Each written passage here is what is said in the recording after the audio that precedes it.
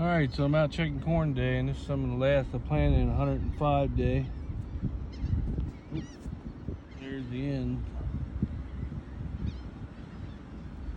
And it's starting to come up really well. Real nice. And you see where the sprayer kind of, where's my hand at? Compacted right there, but as you can see, the corn's starting to come up on the line. Looks good though. Now I planted this at a higher population. This field, we had sludge put on it, and it stays pretty damp throughout the whole year. So we tried the higher population to see what it would do. And I actually think it's going to do very well, especially the way everything come up so perfect. I mean, there's some nice rows. That's a long field too. I mean, you're talking about a long field. Doesn't give you the perspective when I got it zoomed in, but I mean, it goes way back, all the way back to the wheat in the back. But there's some long rows coming up pretty here on the ends.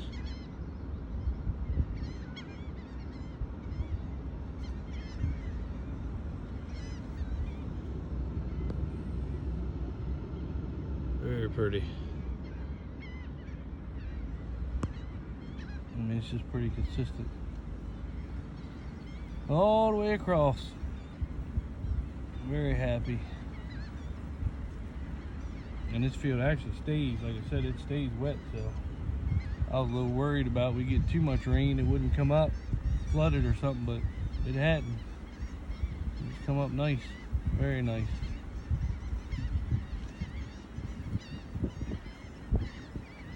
And we have more seagulls this year than we usually have. You can, I guess for getting them earthworms, you can dig down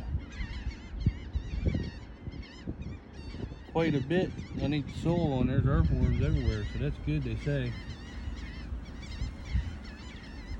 I don't know if that's what they're eating or what, but this year we've had an unusual amount stay on our fields.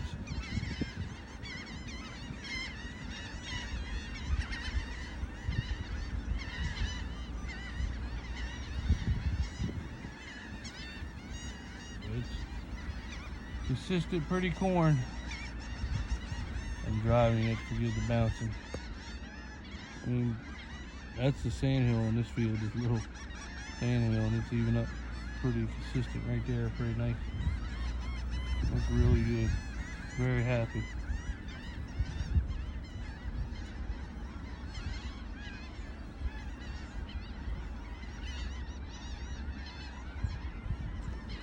And there's another. You see all the corn over there too, coming up.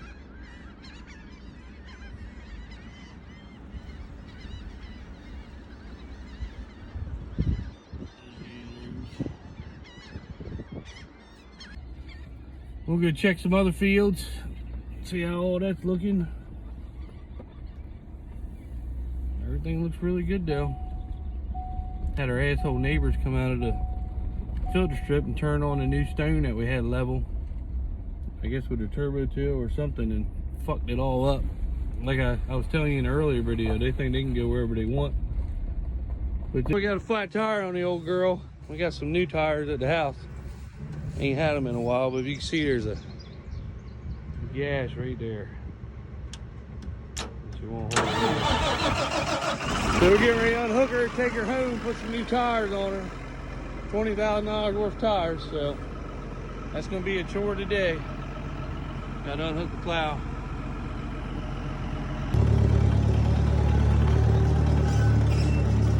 Well, we got 4 brand new tires going on the old girl. Moving them out now. We've had them for 10 years. Or hell, we've had them for 20 years. We bought the tractor 20 years ago, and they gave us 4 new tires with her. We've just had them in storage, so we try to make them last as long as they would, and they lasted 20 years. Now we're starting to have some problems with her, so might as well put 4 on, and we gotta get 4 more to put on the back. We'll do that later.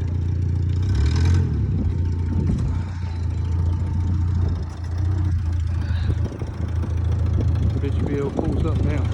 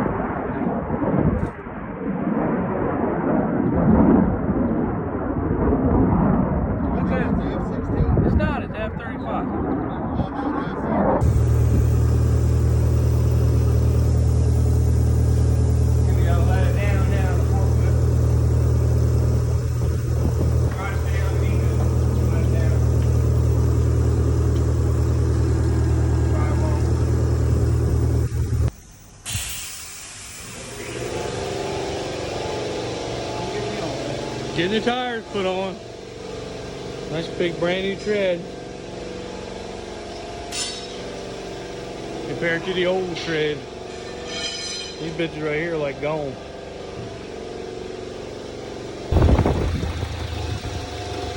Here's another old tire.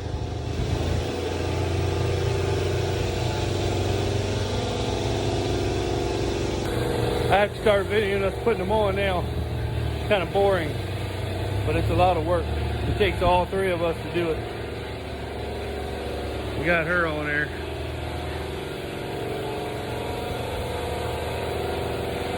This bitch ought to pull some shit now.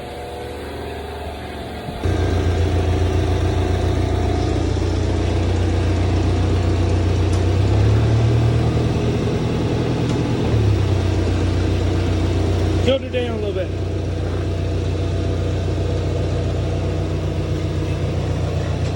What do you want to do now? Well, we've had some frost this morning.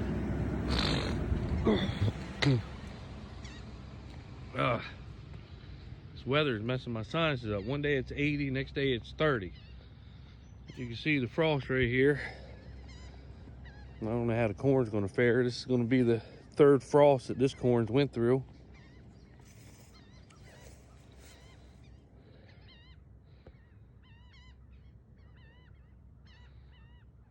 I checked the ground temperature yesterday. That still looks good. I don't see any brown. Still green. Very tough corn right here. I swear, if this corn right here can make it this year, it should be able to make it any year. But look at the frost. We had, like I said, it's the third frost on this. So, I mean, it looks good though. I mean, it's all coming up nice, pretty strong. So, we'll just see. But I had the heat going in that pickup. Here's a better look at the frost right here. There you go. There's the frost.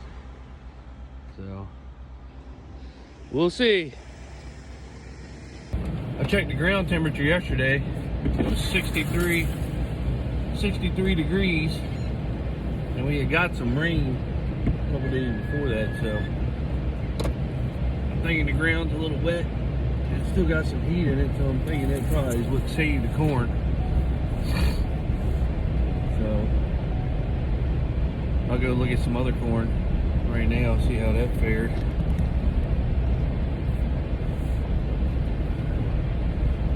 That corn's tough. This right here is corn from up north.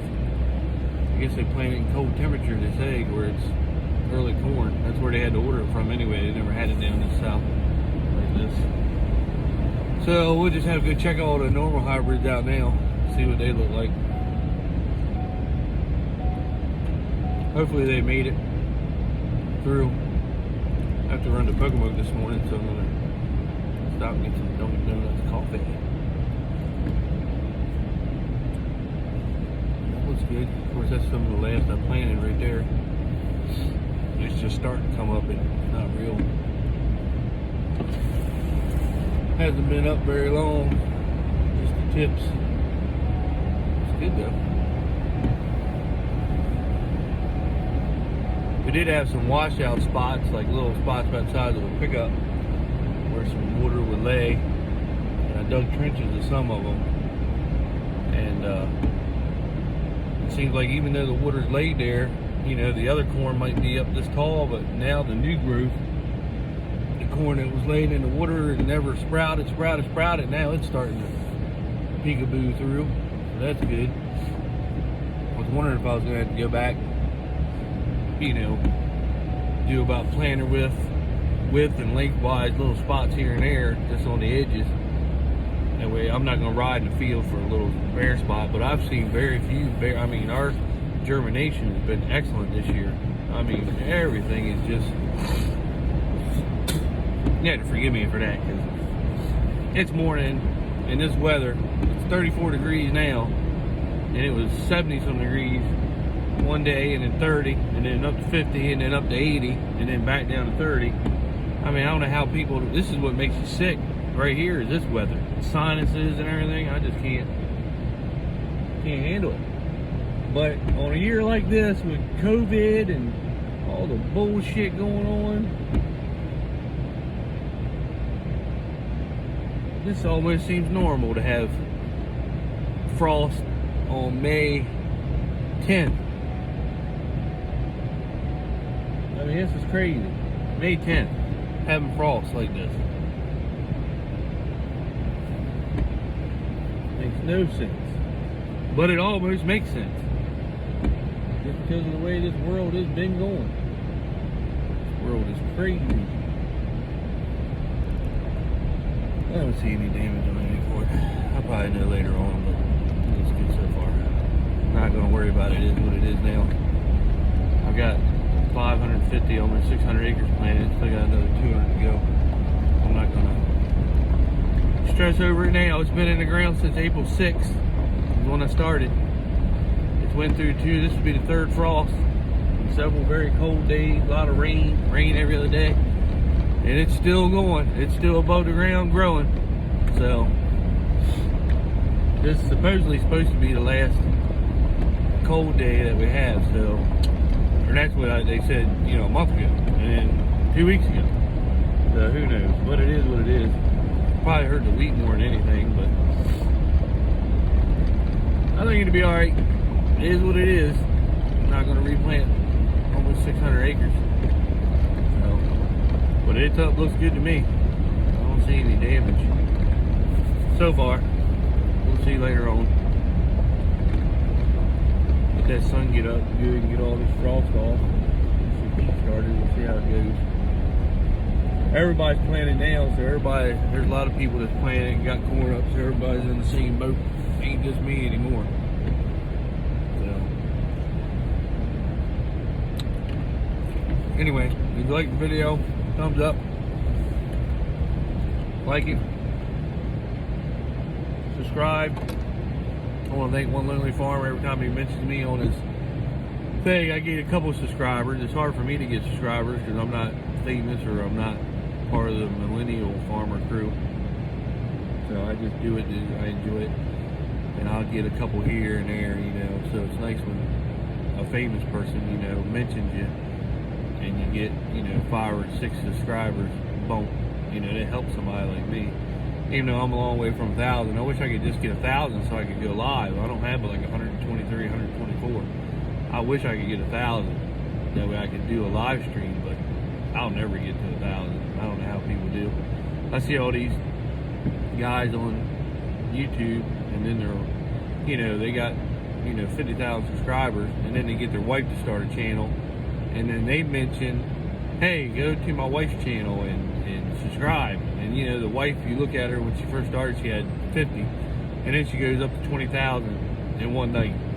So, you know, it's just crazy. So, I don't know. Anyway, have a good one.